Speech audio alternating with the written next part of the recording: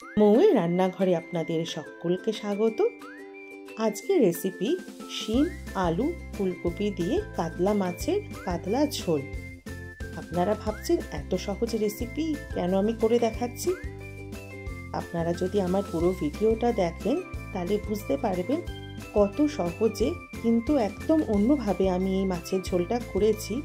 এই শীতকালের দুপুরে এরকমভাবে একটা ঝোল বানিয়ে দেখতে পারেন, খুবই দারুণ খেতে হয়। তাহলে আর দেরি কেন, চলুন শুরু করে দিই। প্রথমে দেখুন আমি এখানে কি নিয়েছি। কিছু সবজি নিয়েছি আর মাছগুলো ভেজে রেখেছি, আর আছে বড়ি ভাজা। সবজির মধ্যে দেখুন আমি নিয়েছি আলু, ফুলকপি আর শিম। এই শীতকালে তো এইগুলো খুব সহজেই পাওয়া যায়। আর রয়েছে কিছু ধনেপাতা, আদা আর কাঁচা লঙ্কা। এবার একটা পেস্ট বানিয়ে নিতে হবে। তার জন্য মিক্সির জারে আমি দিয়ে দিয়েছি 1 চামচ গোটা ধনে, 1 চামচ গোটা জিরে। আপনাদের যদি গোটা জিরে গোটা ধনে না থাকে তাহলে পাউডার ব্যবহার করতে পারেন, কিন্তু যদি গোটা থাকে অবশ্যই এটা ব্যবহার করবেন। এবার এর মধ্যে দিয়ে দিলাম যে আদা কেটে রেখেছিলাম সেটা দিলাম, আর দেবো কাঁচা লঙ্কা। কারণ আমি ঝালটা এখানে কমই দেবো, সেজন্য আমি একটা লঙ্কা ব্যবহার করেছি। যদি আপনারা ঝাল পছন্দ করেন একটার বেশি লঙ্কাও দিতে পারেন। এবার একটু জল দিয়ে ফাইন একটা পেস্ট আমি এটা তৈরি করে নেব। এবার আমি চলুন সবজিগুলোকে কেটে নিই। প্রথমে শিম কাটাটা আমি দেখিয়ে দিচ্ছি। অনেকেই হয়তো কাটতে জানেন, কিন্তু যারা প্রথম কুকিং করছেন তাদের আমি একবার দেখিয়ে দিচ্ছি আজকে। ছুরি দিয়ে প্রথম এভাবে মাথার যে মোটাটা আছে কেটে দেবেন, আর এরকম লম্বা একটা সুতোর মতো বেরিয়ে আসে, সেটাকে টানলেই হয়ে যায়, নাহলে এটা মুখে একটু ছিবড়ের মতো লাগে। ব্যাস এভাবে আমি সবকটা শিম দেখুন আমি কেটে নিচ্ছি।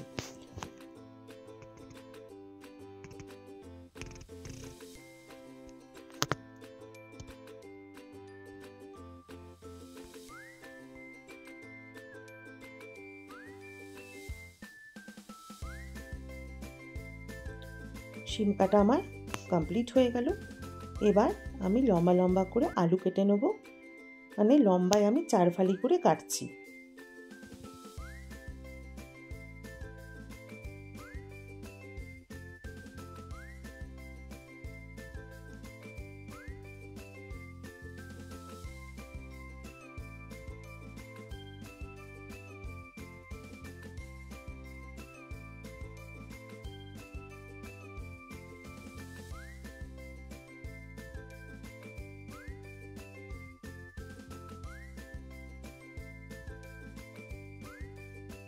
আলু আর শিম তো কাটা হয়ে গেল, চলুন এবার ফুলকপিটা কেটে নিই। ফুলকপিগুলো যখন কাটবেন ফুলের সাইজগুলো একটু বড় বড় রাখবেন। আর এখন শীতকাল, ফুলকপি খুব ফ্রেশ আসে। দেখুন এবার আমি এই ফুলকপিগুলোকে হাত দিয়ে খুলে নিচ্ছি। এরকমভাবে ফুলগুলোকে খুলে নিলাম আমি।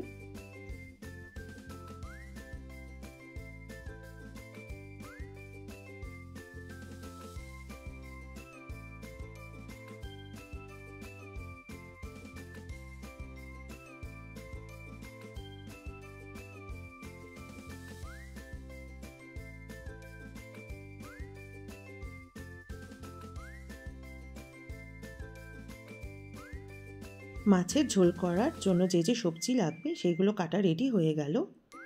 এবার মিক্সিতে ওই পেস্টটাও আমার রেডি হয়ে গেছে, ওর মধ্যে মিশিয়ে দিলাম কিছুটা পরিমাণ হলুদ।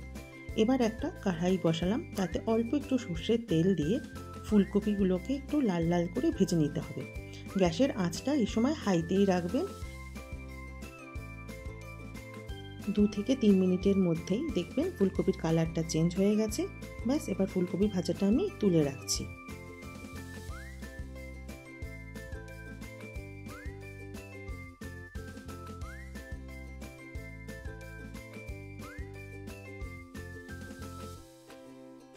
আবার কিছুটা পরিমাণ তেল দিয়ে দিলাম।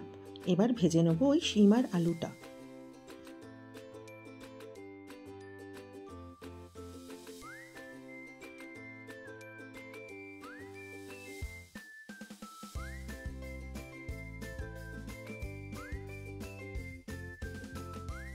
শিম আর আলুটাও ভাজা হয়ে গেল। এবার আমি এটাকে কুকারে দিয়ে সেদ্ধ করে নেব, কারণ আপনারা জানেন আমি পাহাড়ে থাকি, এখানে সবজি সেদ্ধ হতে বা যে কোনো জিনিস সেদ্ধ হতে একটু টাইম লাগে। এখানে তার কারণ প্রেশারটা কম, সেই জন্য আমি সব কিছু সেদ্ধ করেই বানাই। ব্যাস, কুকারের ঢাকনা আটকে দিলাম, দিয়ে একটা সিটি দিয়ে নেব। সবজিগুলো সেদ্ধ হচ্ছে, ততক্ষণ আর একটা কড়াই বসিয়ে তাতে দিয়ে দিলাম 2 চামচ পরিমাণ সর্ষের তেল। আমি সর্ষের তেলটা এখানে 2 চামচই দিলাম, কারণ মাছ ভাজার সময় কিছুটা তেল লেগেছিল আর সবজিগুলো ফ্রাইতেও আমি কিছুটা তেল দিয়ে ভেজেছিলাম, সেই জন্য তেলটা এখানে একটু কমই দিকেই রাখলাম। তেলটা যেই গরম হয়ে যাবে ওর মধ্যে আমি দিয়ে দিলাম গোটা ধনে ফোড়ন, কারণ আপনারা জানেন গোটা ধনে পেটের জন্য ভালো, সেই জন্য আমি গোটা ধনে এখানে ইউজ করলাম। আর দিয়ে দিলাম 2টো তেজপাতা, দিয়ে ভালো করে ভেজে নিতে হবে যতক্ষণ না একটা সুন্দর গন্ধ বের হচ্ছে। এবার গ্যাসের ফ্লেমটা একদম লোতে রেখে মিক্সিতে যে পেস্টটা বানিয়েছিলাম আদা জিরে ধনে, সেটা এবারে তেলের মধ্যে দিয়ে দিলাম, দিয়ে ভালো করে কষাতে হবে যতক্ষণ না কাঁচা আদার গন্ধটা চলে যাচ্ছে।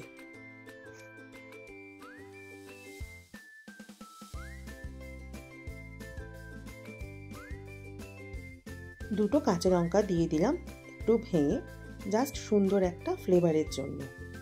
দিয়ে আবার ভালো করে কিছুক্ষণের জন্য নাড়াচাড়া করে নিতে হবে। কষানো কমপ্লিট হয়ে গেছে, পাশ থেকে তেলও ছেড়ে দিয়েছে। এবার ভাজা ফুলকপিগুলো দিয়ে ভালো করে নাড়াচাড়া করে নেব।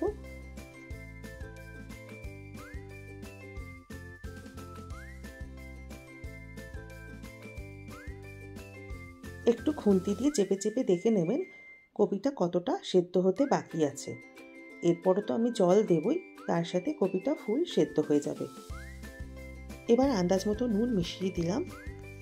এবার মিশিয়ে দিলাম বেশ কিছুটা পরিমাণ গরম জল। আপনারা এখানে গরম জলেরই ব্যবহার করবেন, তাহলে টেস্টটা খুব ভালো আসে। দিয়ে নাড়াচাড়া করে দিলাম, দিয়ে কিছুক্ষণের জন্য চাপা দিয়ে রেখে দেবো যতক্ষণ না ফুলকপিটা সেদ্ধ হয়ে যাচ্ছে, কারণ কুকারে আমি আলু আর শিমটা সেদ্ধ করে নিয়েছি আগে থেকেই। ব্যাস, ফুলকপিটাও সেদ্ধ হয়ে গেল দেখুন। এবার ভাজা মাছ আর বড়িটা ওই ফুলকপির মধ্যে ঢেলে দিলাম, দিয়ে নাড়াচাড়া করে নেব। আলু আর শিমটাও কুকার থেকে এবার ওই ফুলকপি মাছের মধ্যে মিশিয়ে দিলাম, দিয়ে সবগুলোকে একসাথে মিশিয়ে দেবো। এই সময় যদি মনে হয় জল কম আছে তাহলে আপনারা জলটা একটু বাড়িয়ে দিতে পারেন, আর নুনটাও আপনারা এই সময় চেক করে নেবেন নুন আর বাড়াতে আর কমাতে হবে কিনা। ঝোলটা ফুটে উঠবে কিছুক্ষণের মধ্যেই। এবার আমি এটাকে চাপা দিয়ে রেখে দিলাম কিছুক্ষণের জন্য, তাহলে সব কিছু একসাথে মিশে ভালো করে সেদ্ধ হয়ে যাবে। ঝোল কমপ্লিট হয়ে গেল। এবার আমি মিশিয়ে দিলাম কিছুটা পরিমাণ ফ্রেশ ধনেপাতা। এই ধনেপাতা মেশালে কিন্তু ঝোলের টেস্ট আরও বাড়িয়ে দেয়, না থাকলেও কোনো অসুবিধা নেই, এমনিও খেতে কিন্তু দারুণ লাগে। ধনেপাতা মিশিয়ে দিয়ে 1 মিনিট মতো গ্যাসের আঁচটা মিডিয়ামে রেখে চাপা দিয়ে রেখে দিলাম। ব্যাস, ঝোলটা পুরোপুরি কমপ্লিট হয়ে গেল। সার্ভিং বাউলে আমি ঝোলটা তুলে নিলাম। দেখুন, খুবই হালকা একটা রেসিপি, আপনারা কিন্তু বানাতে পারেন এটা, আশা করি ভালো লাগবে।